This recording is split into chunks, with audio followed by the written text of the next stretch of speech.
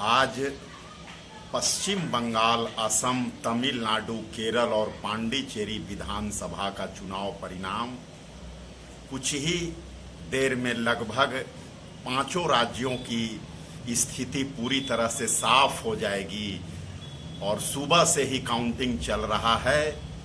तो पश्चिम बंगाल में वहाँ की तेज तराज, ईमानदार, कर्मठ और जनता के दिलों में राज करने वाली माननीय ममता बनर्जी तीसरी बार प्रचंड बहुमत से जीत करके आई हैं। उसके लिए मैं उन्हें बधाई देना चाहता हूं।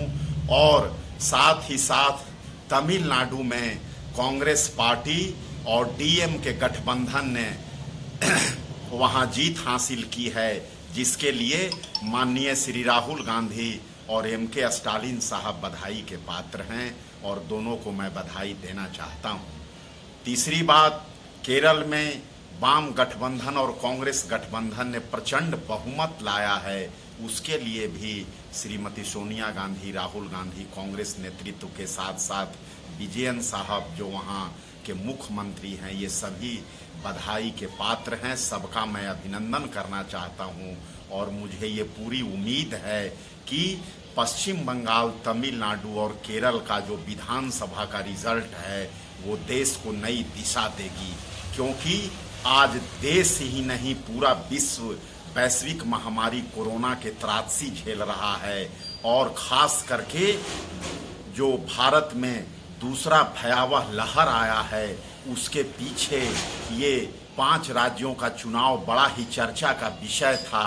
जिस तरह से इन 5 राज्यों में और खास करके बंगाल और तमिलनाडु और केरल में चुनाव जीतने के लिए नरेंद्र मोदी और उनकी सेना, भाजपा और आरएसएस के लोगों ने जिस तरह से अपना शक्ल और अपना जिस तरह से वेशभूषा बना करके पूरे शक्ति के साथ पूरे केंद्र सरकार के ताकत, सभी संवैधानिक संगठनों को एकजुट कर अपने हाथों में उनकी ताकत को लेकर के केंद्र प्रकार ने जिस तरह से चुनाव जीतना चाहती थी, लेकिन इन तीनों राज्यों की जनता बधाई की पात्र है कि वो इनकी एक नहीं चली और इन्हें धूल चटाने का काम किया।